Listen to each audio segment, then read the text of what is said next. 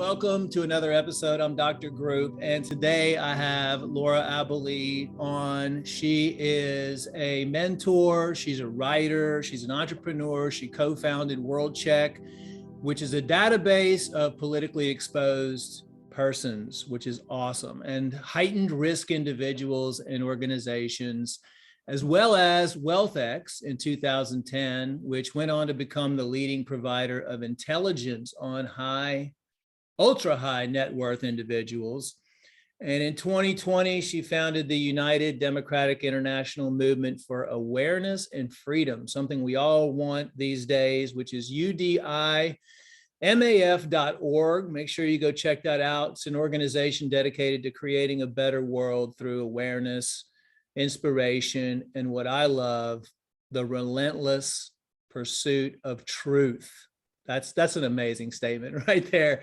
Anyway, she works to inspire, motivate, uplift her viewers. I follow her on Telegram, and she's just really there to help people focus on how they can change themselves, change others, and change the world. Thank you so much for coming on today.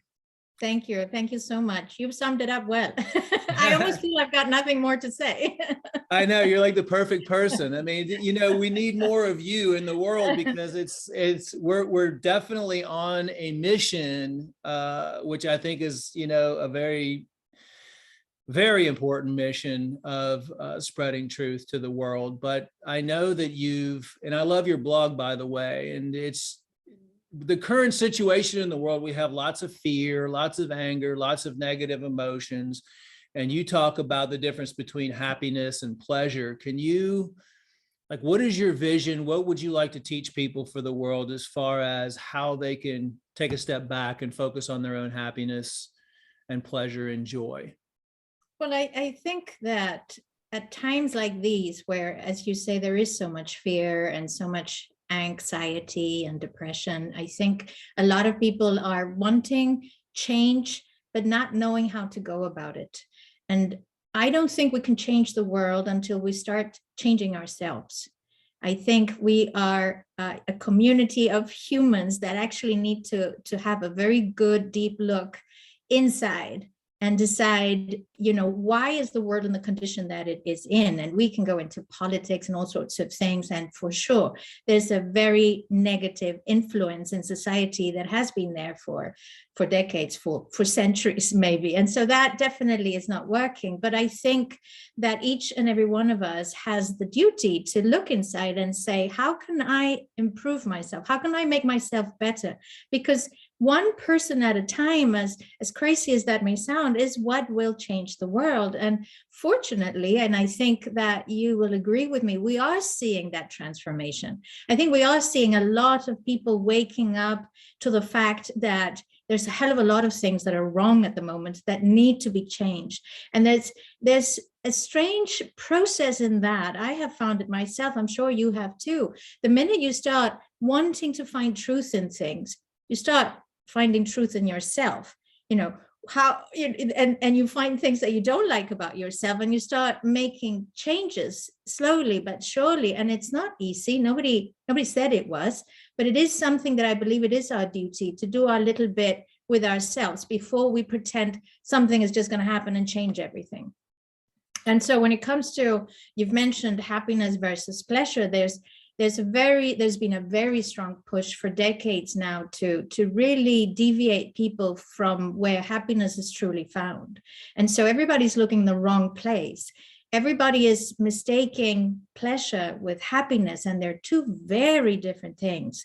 And you will find everybody is looking for the next hit and the next thrill and the next holiday and the next whatever it is that just makes them feel like they're happy, but it's short-lived. There is no long-lived sense of either fulfillment or joy in seeking pleasure. They're very different things also from a biochemical perspective, as I'm sure that you will know. Pleasure, releases dopamine. Happiness releases serotonin. And where I think it gets really crazy, and I feel it's almost like a joke from God, is that the more pleasure you seek and the more dopamine you release, the more neurons die. And so the neurons start trying to defend themselves against this death from overstimulation by decreasing their receptors. So that's where addicts get, addicted to things. They need to increase the hit, they need to increase the doses, or they need to increase the behavior that's producing that addiction. That's what's called downregulation. Then it becomes tolerance, which means you're an addict now. You need like triple the dose to get the same effect. It's all because of these neurons trying to protect themselves from dying because of what you're doing to them. Serotonin is the opposite. Serotonin actually downregulates, the production or the excitement of neurons. And that's where you get that sense of fulfillment, of peace, of calm that actually equates to happiness, longer lasting sort of feeling of happiness. But where it gets really twisted, I believe, is that the more dopamine you produce, the less serotonin your body is able to produce, because one downregulates the other. So it's almost a joke from the universe. The more pleasure you seek, the less happy you will be, which is incredible in itself. But look at any addict, whether it's substance related or behavior related, there's not a single happy addict in the world. I mean, we can really claim that to be a statement. So I think it's really important. I'm not saying that a little bit of pleasure here and there is a bad thing, but I think it's really interesting because it really helps you to focus on those things that will truly make you happy. And none of them are those that can be bought. And none of them are those that will release dopamine in greater doses. So that gives people, I believe, a sense of, where am I putting my focus in trying to find this very elusive, evasive happiness? It's like the donkey following the carrot. It never gets there because everybody's looking in the wrong places. It's the next thing you're going to buy or the next thing you're going to possess. There's completely different. With pleasure, there's always a sense of possession. It's always something that can be paid for and bought for. That's why in society it's being so dominant, this push. It's profitable, and it's short-lived, which means you're going to buy again or pay again. It's great for business, isn't it? Whereas happiness is the complete opposite. So there's a lot to think about for people here as to what is it that you really are looking for. Think about it. It's you make a really good point about addictions. People are addicted to food, they're addicted to social media, they're addicted to so many different things. And I've interviewed a lot of people over the years that have conquered addictions. I always ask them, what was it that conquered your addiction? They said, for 20, 30 years, I was going to multiple rehab centers. I was doing this, I was doing that. Nothing worked until I finally hit rock bottom. I say I had to lose everything. It was almost like the darkest times they had to go through in their life, the most challenging times. And I kind of feel like that's what we're going through right now. It's like people are going, you have to see it and you have to go through the trauma and the pain and the suffering through the dark to get to the light. And I mean, I totally agree. We're overwhelmed with addictions, whether it's video games or whatever. Everybody has their own addictions, and those addictions are the little temporary pleasures that people are dealing with. So what do you see that's going to be happening in the future here? I mean, how do you go about teaching people to look within and become awakened and, start realizing that, some of these things are affecting their happiness?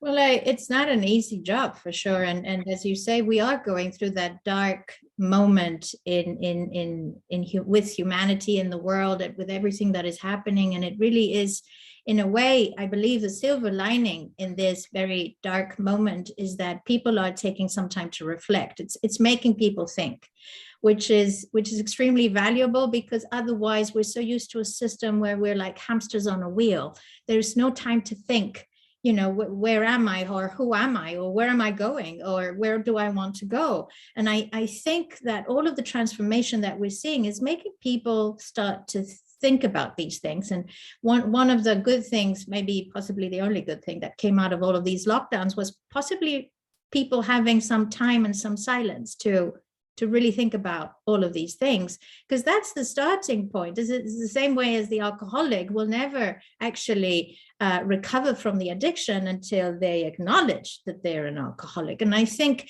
humanity is at a point where we have to acknowledge our own terrible condition. We are in a terrible condition. Most of humanity is, like you say, they're addicted to something. I mean, there's just laziness, there is depravity, there is lack of morality, there is lack of principles. It's bad.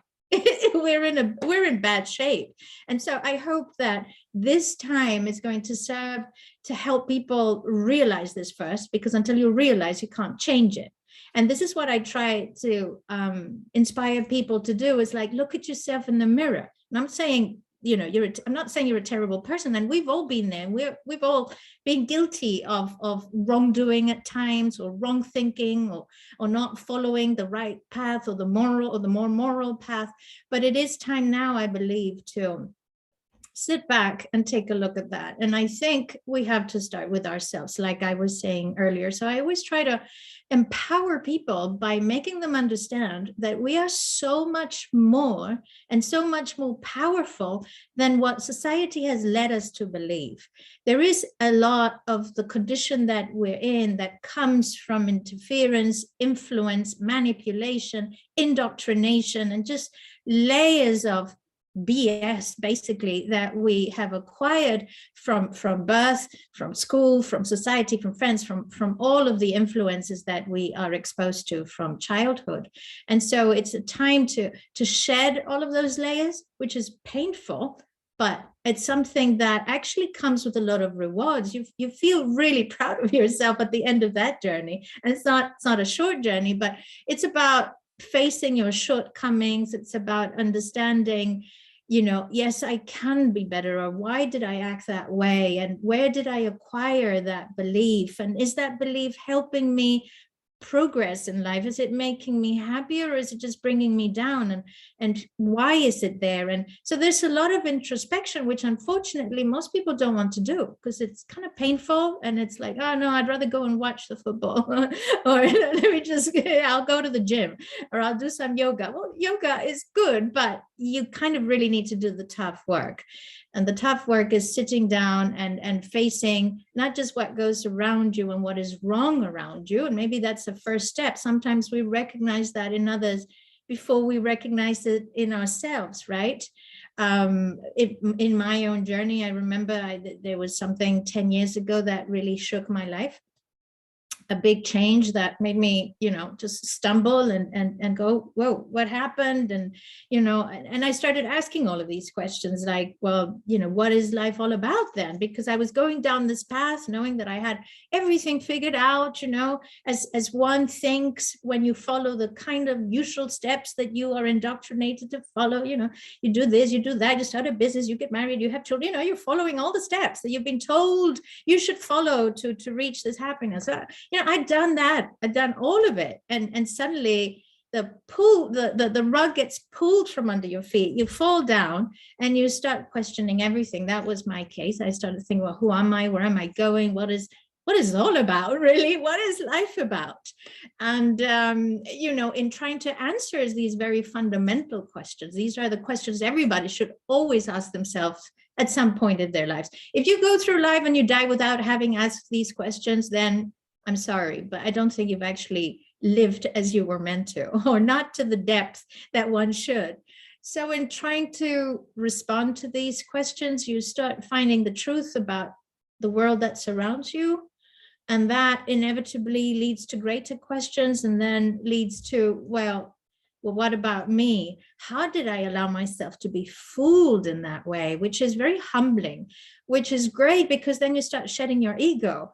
Ego is a terrible thing. It's one of the biggest blocking or stumbling rocks that prevents us from reaching higher degrees of awareness, of consciousness, and spirituality, is that we're very, very concentrated and identified with our ego.